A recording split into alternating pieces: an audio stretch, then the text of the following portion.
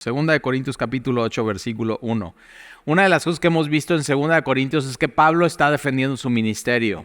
Porque Pablo planta la iglesia de los Corintios, después está 1 año y medio con ellos, se va, entran estos falsos maestros y no solamente están entrando con falsas doctrinas, sino también están entrando acusando a Pablo que no es un verdadero apóstol, que su ministerio no es auténtico, que su apariencia física, ya vamos a llegar a eso, no debería de verse así un apóstol.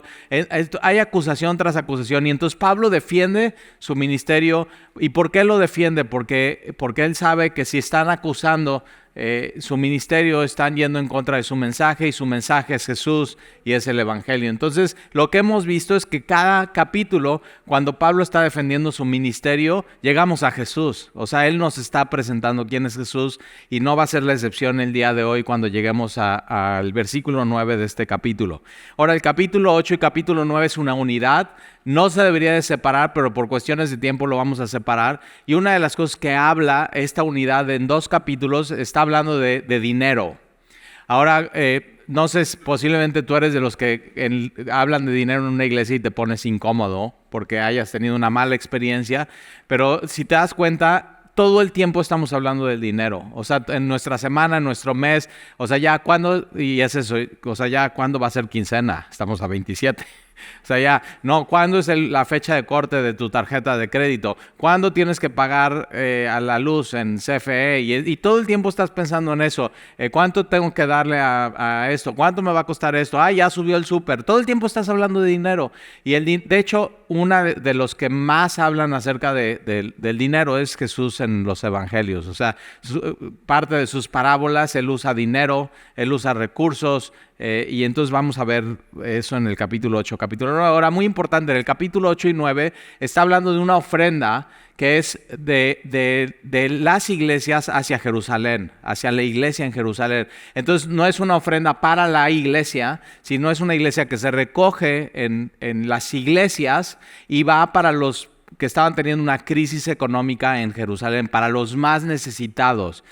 Ahora, nosotros podemos tomar de este capítulo 8 y 9 principios bíblicos para cómo manejar nuestras finanzas, qué es lo que Dios nos está diciendo, y también tiene que ver hay muchos términos que se usan en las iglesias, por ejemplo, ofrenda, diezmo, donativo. Entonces, vamos a ver qué es lo que dice acerca de eso, y te vas a dar cuenta que en el capítulo 8 y capítulo 9 no está hablando realmente de dinero, sino está hablando de nuestro corazón. Y eso es lo que vamos a ver en el capítulo 8 y capítulo 9. Entonces, y mucho ojo nos va a llevar esto a Jesús. O sea, vas a ver, o sea, siempre la Biblia nos lleva a Jesús. Entonces, versículo 1. Asimismo, hermanos, os hacemos saber la gracia de Dios que ha sido dado a las iglesias de Macedonia. Entonces Pablo va a poner el ejemplo de estas iglesias en Macedonia. Macedonia, entonces tenías a Grecia y tenías la parte norte y la parte sur. La parte sur es Acaya y tienes la parte del área de las iglesias de Macedonia. Las iglesias de Macedonia es Filipos, tienes en tu Biblia la carta a los filipenses, tienes Tesalónica, tienes 2 cartas a los tesalonicenses, primera y segunda de Tesalonicenses, y tienes también la iglesia de los de Berea, que eran más nobles y que, si te acuerdas, en el libro de Hechos, Pablo llega y los de Berea están escuchando lo que dice Pablo y en sus casas están viendo si sí es bíblico o no. O sea, están yendo a las escrituras. Son de un corazón más noble y menos rebelde. Pero entonces, ahora, una de las cosas que sabemos es que la ciudad de Corinto era una ciudad económicamente activa y le iba bien de comercio. Es un puerto, como Veracruz. Entonces, no solamente hay entrada y salida de mercancía, sino hay movimiento de gente, y eso hacía que a la gente de Corinto le fuera bien, a diferencia de las iglesias de Macedonia, que de pronto también entraron como una crisis económica, igual que los de Jerusalén. Entonces, Pablo va a poner este ejemplo de las iglesias de Macedonia. Y Pablo dice, os hacemos saber la gracia de Dios. Acuérdate, la gracia es el regalo de Dios, el favor de Dios. La gracia es charis en el original, que tiene que ver con hermosura. Les hacemos saber el regalo. La gracia de Dios es el regalo de Dios.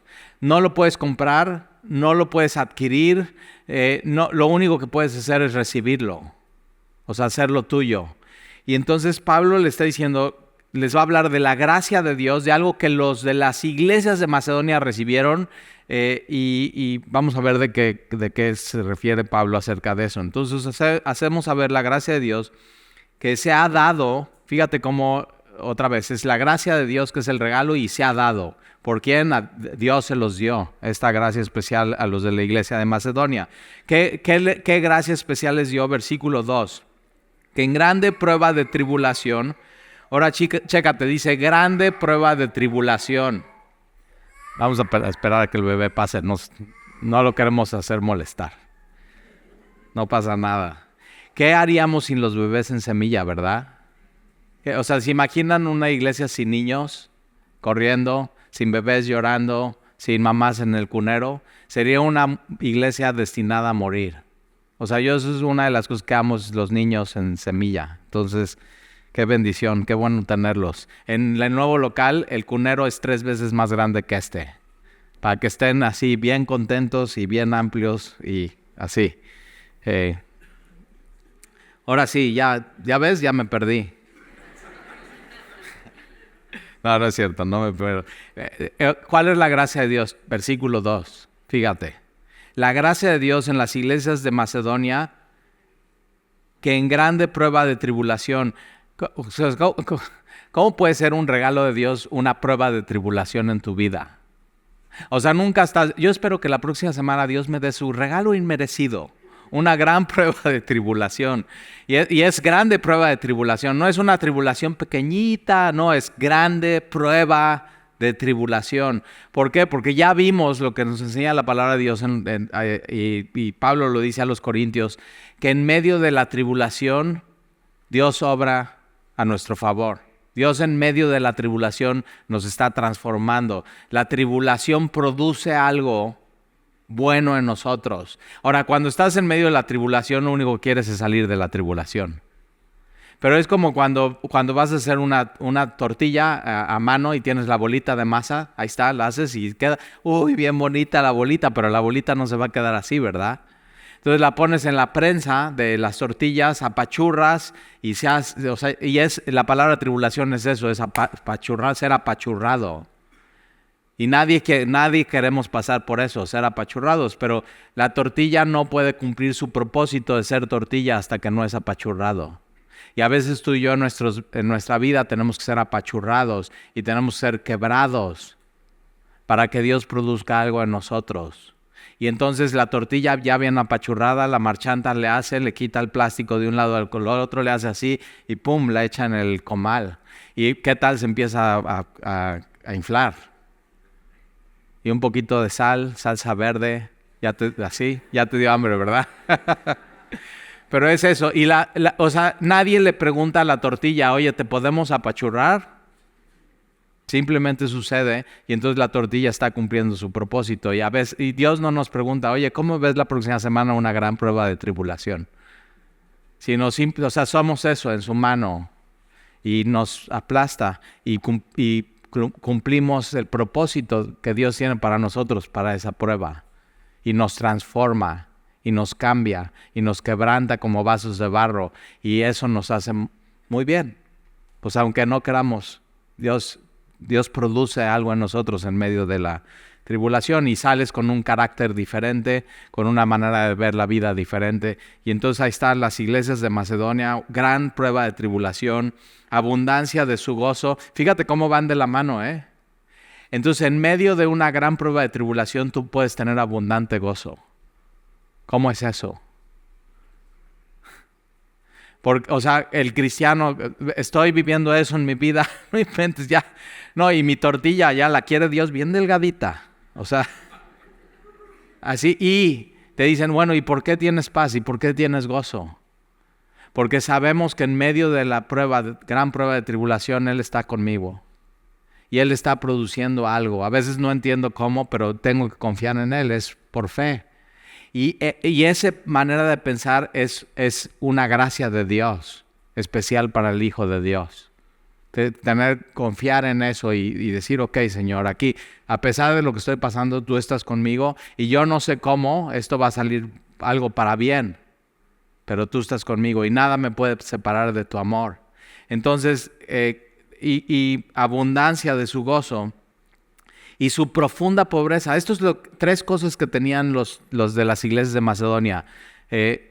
Grande prueba de tribulación, pero en medio de la prueba de tribulación tenían abundante gozo y tenían una profunda pobreza. No es que tenían pobreza, es una profunda pobreza. O sea, son de los pobres pobres.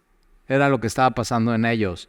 Ahora fíjate cómo tú puedes así estar en una crisis económica en tu vida y tener abundante gozo siendo hijo de Dios y siendo cristiano. Y eso es lo que está pasando en la iglesia de Macedonia, y ese es el ejemplo que está poniendo el apóstol Pablo, y el ejemplo se lo está poniendo a los corintios, y de pronto pues nos los pone también a nosotros. Y entonces en la profunda pobreza abundaron en riquezas de su generosidad. Entonces, a pesar de la tribulación, tenían abundante gozo, y a pesar de su profunda pobreza, fueron ricos en generosidad. ¿De dónde nace esa generosidad? O sea, hay veces que dices, no, yo voy a ser generoso ya cuando todo en mi vida esté bien y tenga de sobra y ya, tengo resuelto para mí, para mis hijos y mis nietos. Y no, Pablo está diciendo, no, miren vean a los de Macedonia. Ellos en medio de eso. Ahora, ¿de dónde nace esa riqueza de generosidad en medio aún de la pobreza, de lo que de la carencia? Viene de abundante gozo.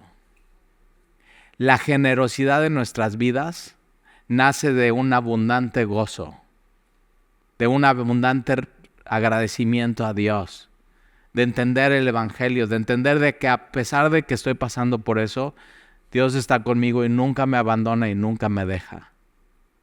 Entonces, y Pablo está poniendo este ejemplo a los corintios de las iglesias en Macedonia. Entonces abundaron en riquezas de su generosidad. Pues doy testimonio de que con agrado han dado conforme a sus fuerzas. Esta es la manera correcta de dar. Con agrado. Y aquí la palabra con agrado es autodesignado. Nadie te puede decir cuánto dar. Nadie te puede manipular. Nadie te puede empujar. Nadie te puede pedir. Tú decides cuánto dar. Eso es. O sea, ellos con agrado autodesignaron cuánto iban a dar y dieron conforme a sus fuerzas y aún mucho más allá de ellas.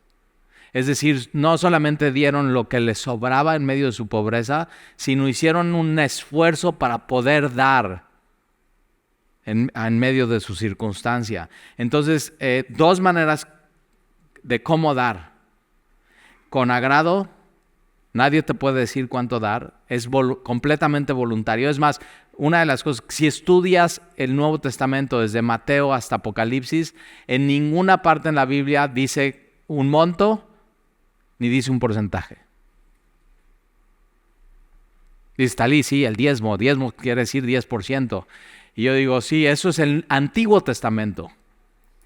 Cuando Dios nos habla de generosidad, que es una virtud cristiana, nos está hablando algo más allá de un monto, de un porcentaje. Nos está hablando que la generosidad depende de nuestra relación con Dios. Entonces, una de las cosas que puedes hacer es preguntarle a Dios, Dios, ok, a ver, tú me has prosperado, tú me has bendecido, ¿qué hago con lo que has puesto en mis manos? Ahora, a veces es más fácil decir, no, mejor doy 10%, no me vaya a pedir más el Señor. Pero ¿estás dispuesto a eso? Señor, así, todo es tuyo, mi vida es tuya. Toda buena dádiva, todo don perfecto, todo regalo desciende de lo alto. Tú me has traído hasta aquí está. ¿Qué hago con esto, Señor?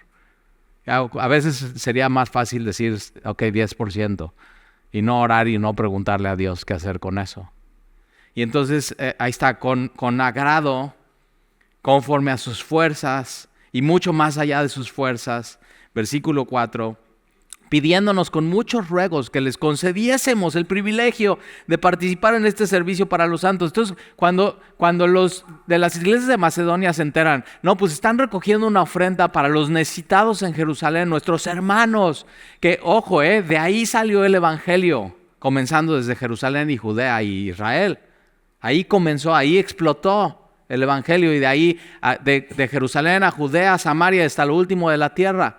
Y entonces cuando ellos se enteran, aún en medio de sus dificultades y sus pruebas y sus grandes tribulaciones y su pobreza extrema, van con el apóstol Pablo y le dicen, oye, nosotros te rogamos, ahí queremos participar, queremos tener koinonía con esa ofrenda que tú estás levantando, que te rogamos, queremos participar. Entonces, en ninguna parte en la Biblia ves a líderes de la iglesia rogándole a la gente que dé. Lo que ves es que la gente, al tener un corazón agradecido y lleno de gozo, al entender el evangelio, entonces la gente entiende que es, como dice aquí, un privilegio poder participarse en generosidad. Entonces, 3 maneras de cómo damos. Número 1, con agrado. Nadie me puede decir, es voluntario. Número 2, conforme a mis fuerzas. O sea, nunca Dios te va a pedir algo que no tienes. Dios, Pero hay gente que tiene un mal concepto del dar y de cómo es la relación con Dios, que dice, no, pues mira, yo creo que, o sea, no tengo dinero. Y yo creo que como no he sido generoso con Dios y no he dado a la iglesia, por eso Dios me tiene así, bien pobre. Y entonces, pero tengo un cochecito, lo voy a vender y eso lo voy a tomar, lo voy a dar, y yo creo que así Dios me va a prosperar y me va a dar un Ferrari. No sé, o sea, de veras hay gente que piensa así. Es el evangelio de la prosperidad. Y es un error, y la Biblia no enseña eso. ¿Y qué es lo que pasa? Y hay gente que hipoteca su casa, que no tiene hipoteca y piensa que dando eso y manipulada por... Y no hagas eso. Y entonces hay gente que se queda sin su cochecito, sin su casa, y menos sin el Ferrari, o sea, menos. Entonces en tus fuerzas... Y sí, más allá de tus fuerzas, pero nunca algo que no tienes. Nunca Dios te va a hacer que te empobrezcas. Nunca lo va a hacer. Eres su hijo. Él tiene cuidado de ti. Entonces tienes que tener cuidado con eso. Si ha sucedido, no debería de suceder eso en la iglesia. Y ahorita vamos a ver un poco más de eso. Entonces, versículo 4, están pidiendo con muchos ruegos que se les conceda entonces, el dar es un privilegio. Entonces, aquí en Semilla cantamos 4 canciones. Dani dice, puedes tomar tu asiento. Esa es la clave para que los niños corran, se formen. ¿Ya viste la fila de los niños que hay en el segundo y tercer servicio? Yo digo, no, ya no podemos admitir más niños. No, entonces decimos, no, sí, nos cambiamos de local, más niños. Eso queremos. Y entonces, ¿qué dice Dani? Vamos a continuar alabando a Dios con nuestros diezmos y ofrendas. Es parte de nuestra adoración a Dios.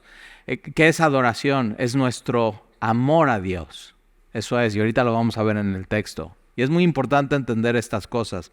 Y entonces cuando pasan el bote, tienes que saber, es un privilegio poder participar en la obra de Dios. Esa es la manera bíblica de ver el dar y el ser generoso.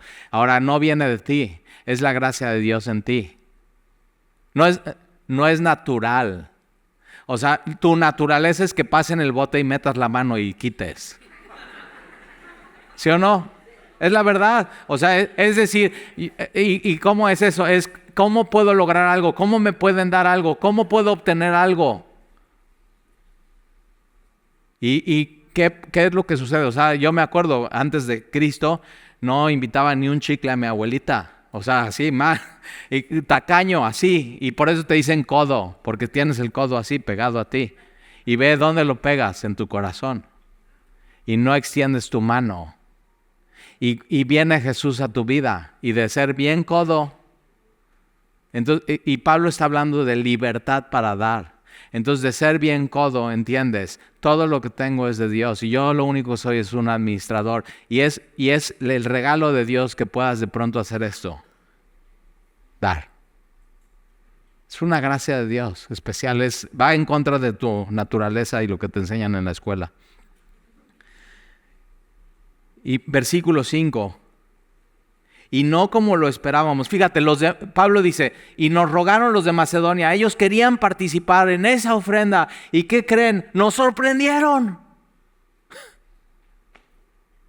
Nos sorprendieron. Una de las cosas que a mí me pasa como pastor en la iglesia, que cada semana revisamos las finanzas de la iglesia y más ahorita con todos los gastos que tenemos del local nuevo, es que me sorprende ver la obra de Dios en ustedes. Y yo, un termómetro para ver qué tanto gozo tienes. ¿Tienes gozo de ser hijo de Dios? ¿Tienes gozo de lo que Dios está haciendo en tu vida? ¿Tienes abundancia de gozo por ser parte de Semilla? O sea, en medio de la alabanza estamos cantando y no te llenas de gozo. Bueno, eso se ve reflejado en la libertad de la gente en la iglesia de cómo está dando. Y es un termómetro muy bien para ver cómo está el gozo de la iglesia. Porque una virtud cristiana es la generosidad. Entonces ahí se ve cómo está haciendo Dios la obra entre nosotros. Eso es un termómetro muy importante. Yo lo he visto en mi vida. Cuando de pronto me pongo codo y digo, es un termómetro de cómo está mi relación con Dios. Que cuando con libertad puedo extender y ser generoso. ¿Generoso con quién? Sí, con Dios, pero va más allá, con la iglesia. Y no solamente con la iglesia, sino con alguien necesitado de la iglesia. Y no solamente con los de la iglesia, sino con los de no la iglesia, los perdidos, los que necesitan a Jesús. Y eso es. Entonces, y Pablo, versículo 5, dice, me sorprendí de la iglesia en Macedonia, cómo en medio de su gran tribulación, pero en medio de su pobreza, de profunda pobreza, ve lo que dieron. Entonces, y no como lo esperábamos, sino que así mismo se dieron primeramente, muy importante, primeramente se dieron al Señor. De nada sirve que tú vengas y des un chorro de dinero si no entregas tu vida al Señor.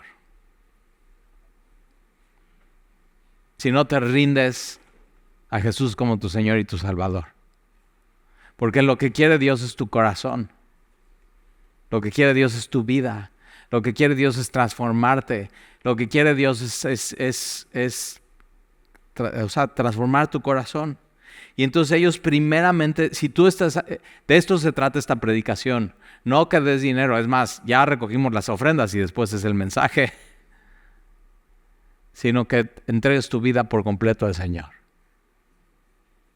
De eso se trata esta predicación. Y entonces, primeramente se dieron al Señor y luego nosotros por la voluntad de Dios. De manera que exhortamos a Tito para que tal como comenzó antes, así mismo acabe también entre vosotros esta obra de gracia. O sea, Pablo dice, en Macedonia sucedió esto. ¿Qué onda con ustedes, corintios?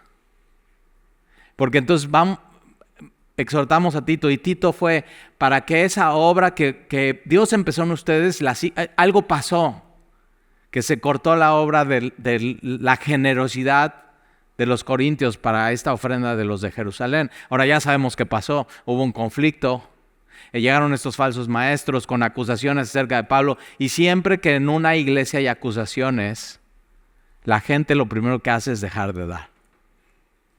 Y Pablo lo que está haciendo es restaurar eso que había empezado hace un año y les está animando otra vez a los corintios a regresar a su generosidad. Pero fíjate cómo es la obra de gracia de Dios. Versículo 7. Por tanto, como en todo abundáis, en la iglesia de los corintios había mucha abundancia. ¿De qué? De todo.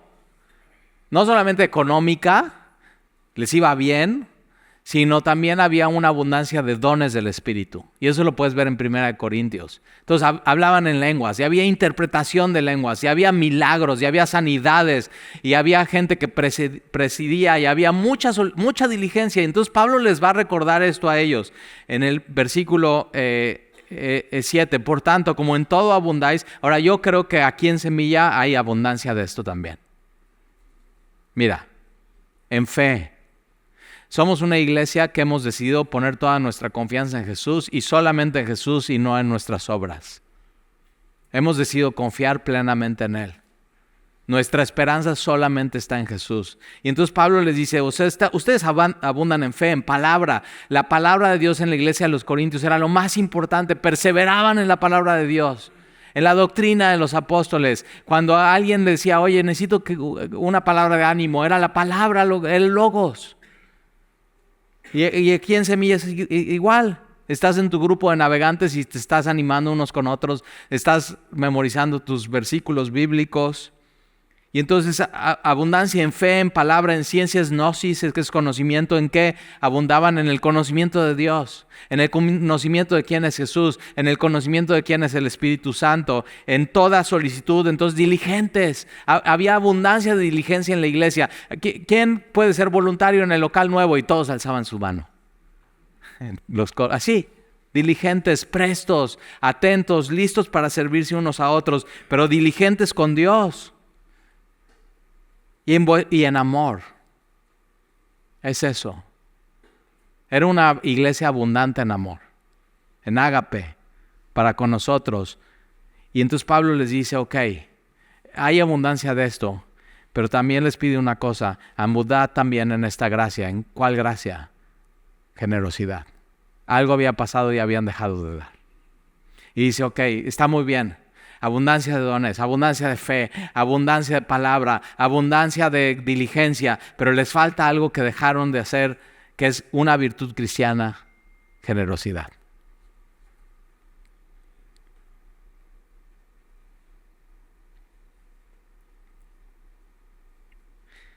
Versículo 8.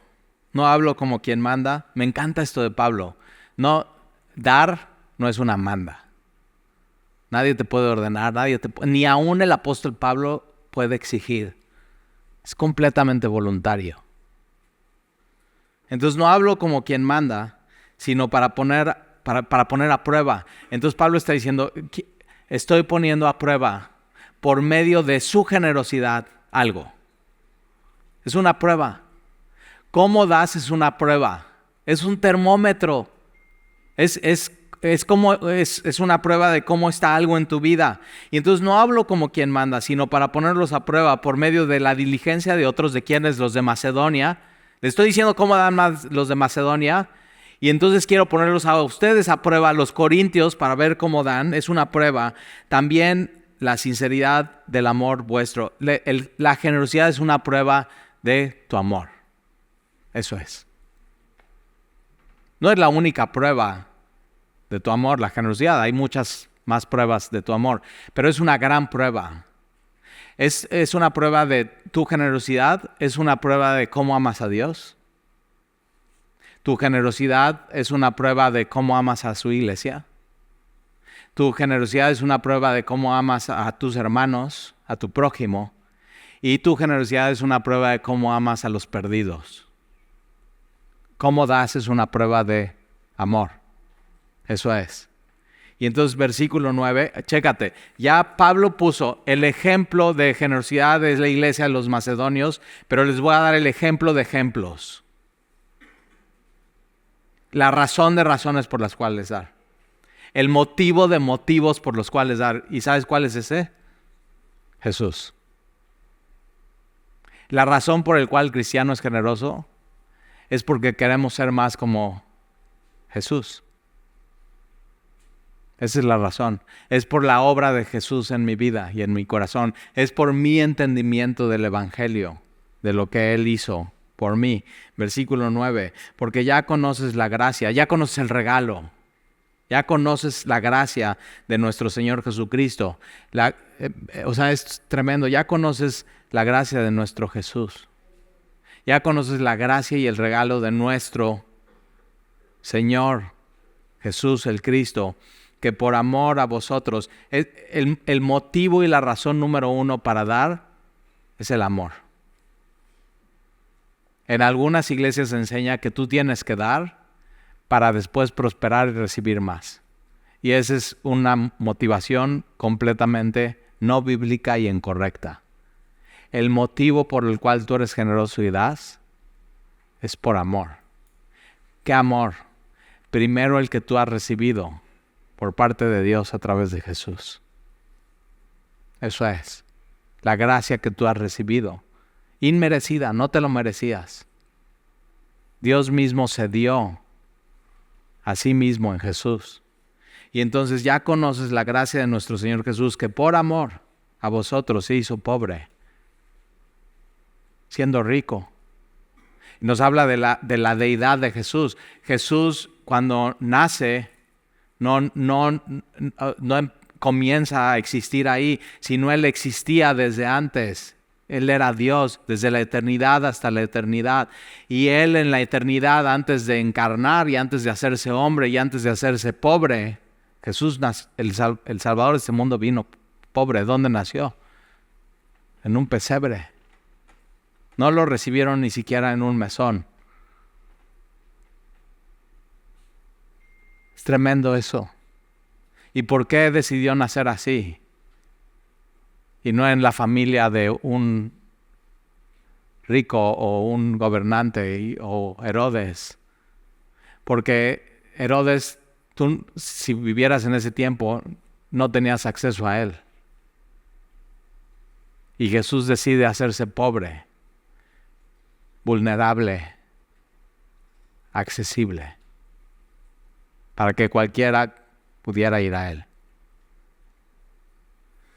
Y siendo Él rico, existía antes de la encarnación, la segunda persona de la Trinidad, Dios el Hijo. ¿Rico en qué? Rico como Dios, que es el dueño de todo, rico en honor, rico en soberanía, rico en deidad, rico en majestad, rico en poder. De Él es todo el universo y todo lo que en Él hay. De Él es todo, rico en amor, Él mismo es amor. De Él es todo el oro y la plata. Rico en sabiduría. Y entonces Él, siendo rico, se hizo pobre para que en su pobreza nos enriquezca a nosotros. ¿Y cómo nos hizo ricos? Bueno, te salvó. Algo que tú no podías hacer, algo que no había precio para redimir tu alma. Y Él te salva. Y Él te perdona, perdón completo de tus pecados pasados, presentes y futuros, completamente perdonado. Y Él te hace pleno, completamente pleno, completo, satisfecho, abundancia de gozo en tu vida. Y sobre todo te enriqueció al hacerte hijo de Dios y al poder tener una relación con Dios, no como solamente tu Dios, sino como tu Padre. Y no solamente eso, sino eres coheredero con Jesús. Y te dio un destino, cielos nuevos y tierra nueva, y una morada celestial. Pero sobre todo lo que te dio es comunión con Él. Rico. ¿Te das cuenta que nosotros somos generosos porque tenemos un Dios generoso? Ve todo lo que nos dio, ve todo lo que tenemos. En Jesús tú puedes hoy en el mundo, ante los ojos del mundo, no tener nada y ser pobre, y tener absolutamente todo y ser rico en Jesús.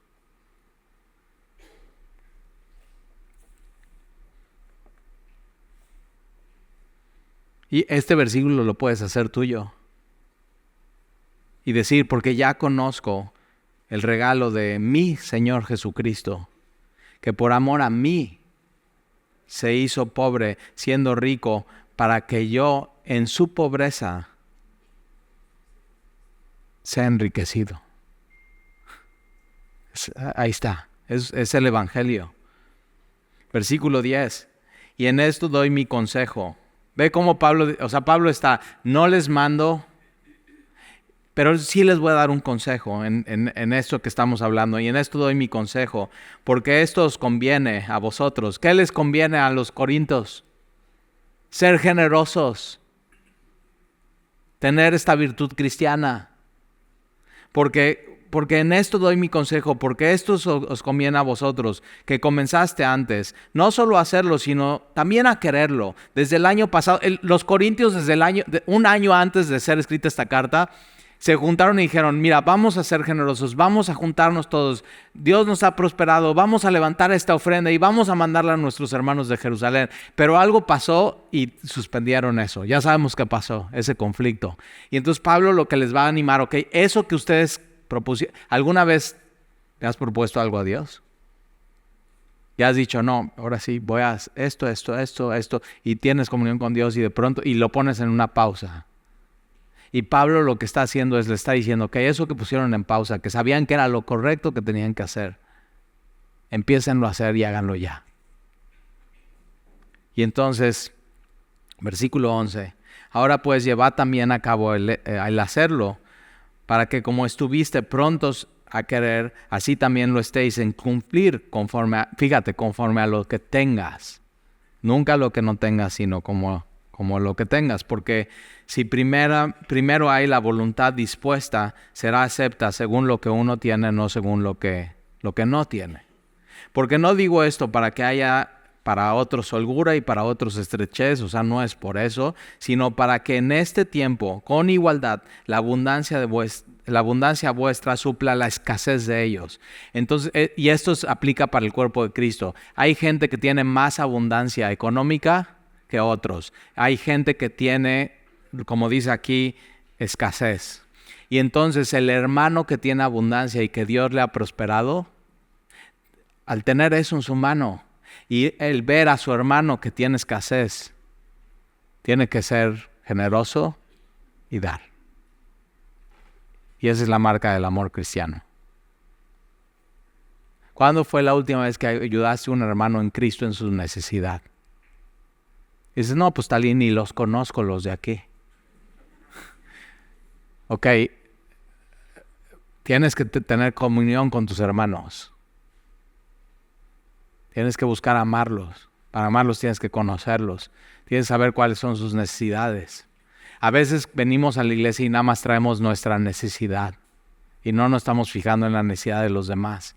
Y una de las cosas que puedes orar es, Señor, yo te pido que las próximas semanas que vienen me muestres la necesidad de algún hermano, el que tú quieras, y yo con lo que me has dado pueda cubrir su escasez y pueda ser de bendición para él.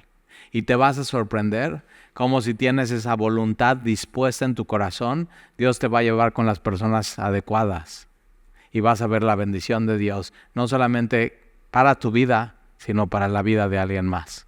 Inténtalo. Y entonces te das cuenta, el ser generoso no es un monto, no es un porcentaje, depende de tu relación con Dios. Pregúntale, Señor, ¿qué sigue en mi vida en eso? Puede ser bendición para alguien más. Y fíjate cómo las iglesias de Macedonia, en su profunda pobreza, y eso se ha dicho muchas veces en las iglesias, los que más dan son los que menos tienen. Y eso debe de arder a los que Dios les ha prosperado más. Así como, órale.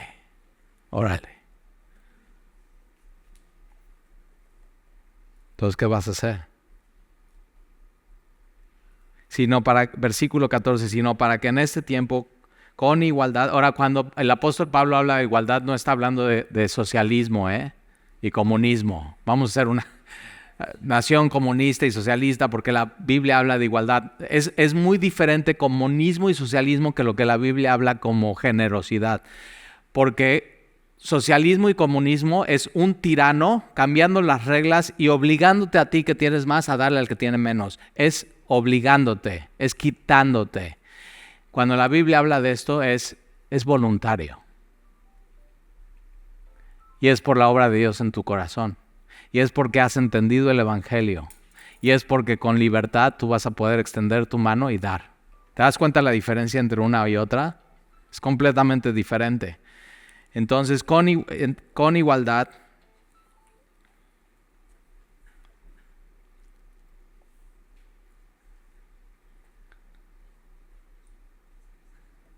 díganme el versículo. Ya, 14, gracias. Casi nunca me distraen los celulares, pero ahora sí. No importa. Sino para que en este tiempo, con igualdad, la abundancia vuestra supla la escasez de ella. Ahora, esto pasa en el cuerpo de Cristo, y tú puedes ser que hoy estés en un momento de abundancia y puedes ayudar a alguien de escasez, pero el mundo da vueltas. Y puede ser que un día tú estés en un punto en tu vida de necesidad y alguien que tenga abundancia en esa época te pueda ayudar. El cuerpo de Cristo nos necesitamos. No podemos vivir aislados, no podemos estar solos. Entonces ahí está. Versículo que dice, como está escrito, el que recogió mucho no tuvo más y el que poco no tuvo menos. Esta es una cita de Éxodo 16, 18, de cuando Dios manda el maná. Y acuérdate, el maná era 3 veces al día, desayuno, comida y cena. Era enviado por Dios. Era justo lo que necesitaban para comer, tenía todos los nutrientes necesarios. Algunos teólogos dicen que el maná era como unas pequeñas hojuelas del tamaño de una hoja de perejil, hojuelas como de maíz y sabor a miel. ¿Qué sería? ¿Como sucaritas? Pero sin tanta azúcar. Pero ojo, a ver, pregunta, ¿quién mandó el maná? Dios. ¿Quién pone en tus manos lo que tienes? Nunca te olvides. Entonces, Señor, esto has puesto en mis manos. Yo lo único que soy es un mayordomo. Tú me has tomado por fiel. ¿Qué hago con esto? ¿Agarras la onda? ¿Y qué es lo que pasa con el maná? El maná caía del cielo y tú podías recoger mucho, pero no te servía mucho porque no lo podías guardar porque al día siguiente así podrido. Dios quería que su pueblo aprendiera a vivir al día con lo que Dios les daba. Entonces quien recogía mucho no tenía más que el que recogía poco y solamente lo necesario. Y un poco habla de contentamiento en tu vida con las cosas económicas. Y entonces, del versículo 16 al versículo 24 habla, primeros versículos habla de cómo dar. La motivación correcta es el amor, la manera de dar es con libertad, lo que tú decidas de acuerdo a tu relación con Dios, de acuerdo a lo que Él te prosperó, lo que puedes dar, no lo que no puedes dar. Más allá de tus fuerzas, no lo que te sobra. Entonces ya vimos todo eso. Y la segunda parte es cómo la iglesia tiene que administrar esos recursos. La Biblia te dice todo lo que tienes que saber. Entonces, ¿cómo los líderes en la iglesia tienen que administrar esos recursos? Versículo 16. Pero gracias a Dios que puso en el corazón de Tito la misma solicitud por vosotros, pues a la verdad recibió la exhortación, pero estando también muy solícito por su propia voluntad, partió para ir a vosotros. ¿Para qué? Para ir a recoger la ofrenda de los corintios. Va del lado de Pablo y de su equipo ministerial va Tito. Versículo 18, y enviamos juntamente con él al hermano cuya alabanza en el evangelio se oye por todas las iglesias. No sabemos su nombre, pero lo que sabemos es que todo el mundo lo conocía, todo el mundo hablaba bien de él y tenía credibilidad. Entonces, el administrar los recursos de la iglesia tienen que ser no solamente una persona, sino siempre dos. Entonces, cuando se recogen las ofrendas, tú vas a ver eso. Siempre hay 2 personas caminando con las ofrendas. Nunca está una sola persona con los recursos de la iglesia. Está hablando de transparencia, de rendición de cuentas y de una buena administración y contabilidad del dinero. Puedes estar seguro que aquí en Semilla sí lo hacemos.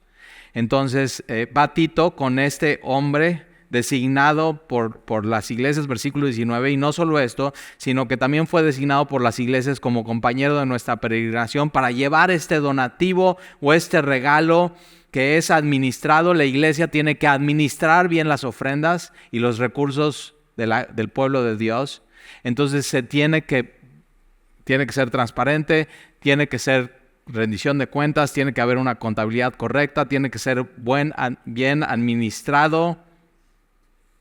Y yo creo que eso de bien administrado tiene que ver también que nunca debe haber un fondo discrecional para uso del pastor. Todo tiene que ser contabilizado, todo tiene que ser cuentas claras, bien administrado el dinero. ¿Por qué? Porque, vamos a ver, el dinero no es de las personas, es del Señor. Entonces, bien administrado. Por nosotros, ¿por qué se tiene que administrar bien el dinero? Para la gloria del Señor mismo. Porque cuando no se administra bien el dinero y se mal usa y hay fondos discrecionales que no son usados para lo que se deben de usar y no hay rendición de cuentas y no hay transparencia, eso mancha la gloria de Dios en la iglesia, ¿sí o no? ¿Cuánta gente se ha ido de iglesias por el mal uso de los recursos?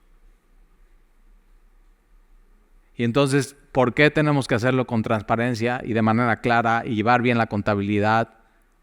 Para la gloria de Dios.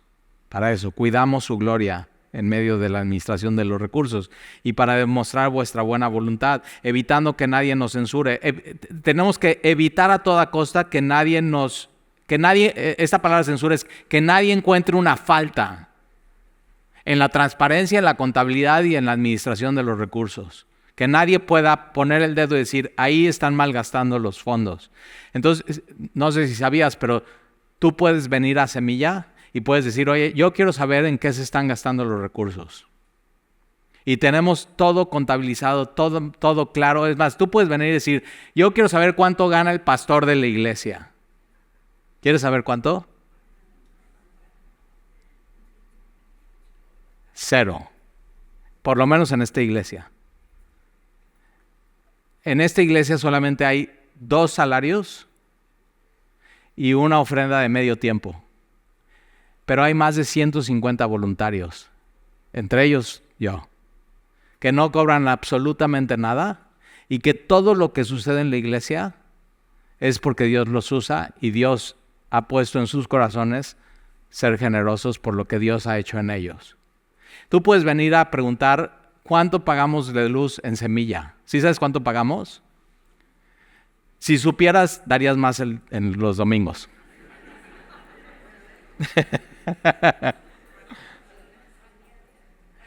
Lo que te quiero decir, dice, ¿cuánto? 22,000 pesos el bimestre. Tienes que dar más, ¿verdad? O alguien nos puede donar paneles solares. Pero quien pregunta, participa, ¿eh? Ok, lo que te quiero decir con esto es que puedes estar seguro que todo lo que des en Semilla se administra bien. Y hay buena contabilidad, hay pago de impuestos, hay rendición de cuentas, todo está claro, no hay absolutamente ningún fondo discrecional para ningún gasto que no esté comprobable y en la iglesia. Que nos importa mucho la gloria de Dios. Evitando que nadie nos censure en cuanto a esta ofrenda abundante que administramos, versículo 21, procurando hacer las cosas honradamente. ¿Cómo se tiene que llevar la contabilidad en la iglesia honradamente? No solamente delante del Señor, porque hay gente, no, Dios sabe cómo gastamos el dinero. No por supuesto delante del Señor, por supuesto, todo es de Él. Todo lo que entra a esos botes es de Él. Todo lo que entra a la cuenta bancaria es de Él. Él sabe cómo gastamos cada centavo y tenemos temor de Dios y lo queremos hacer bien para su gloria. Pero no solamente delante del Señor, sino también delante de los hombres. Tenemos que ser claros y transparentes. Versículo 2, y enviamos también con ellos a nuestro hermano cuya diligencia hemos comprobado. ¿Quién tiene que manejar las finanzas de la iglesia? Alguien que sea diligente y que esté comprobada su diligencia y su honorabilidad. Muy importante. y repetidas veces en muchas cosas, y ahora mucho más diligente tiene que tener mucha confianza. Es alguien de mucha confianza que tiene en vosotros. En cuanto a Tito, es mi compañero y colaborador para con vosotros. Y en cuanto a nuestros hermanos, son mensajeros de la iglesia y la gloria de Cristo. Mostrad pues para con ellos ante las iglesias su ofrenda. Y entonces, ¿qué tienen que mostrar ante las iglesias? La prueba de vuestro amor. Entonces, cuando damos, estamos diciendo con lo que damos. No importa si sea mucho o sea poco, no importa el porcentaje, es cuánto amo a Dios. Es una prueba de mi amor a Dios, es una prueba de mi amor a la iglesia, es una prueba de mi amor al prójimo y es una prueba a los perdidos. ¿Sí sabías que parte de tus ofrendas van a una estancia de niños y se les está predicando el evangelio y otra de unos viejitos que nadie va? Y se les ha pintado, y se les ha puesto, y se lleva el evangelio. O sea, estás participando. Hay gente que dice, Tali, es que yo no sirvo en semilla, pero sí ofrendo y sí participo. Y digo, eso puede ser que sea tu ministerio. Ahora, una señora en el segundo servicio, bien preocupada, vino al final y me dice, Tali, pero si no te paga nada, ¿de qué vives?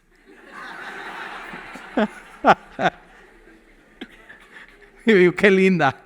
O sea, gracias por tu preocupación. Dios me paga mi salario por medio de mi empresa. Él se encarga de mí y gracias a Dios puedo hacerlo con mucha libertad, ser pastor de la iglesia. Y el día de hoy vamos a tomar la cena del Señor. Y es un buen momento para recordar el regalo y lo generoso que Dios ha sido con nosotros a través de darnos a su Hijo.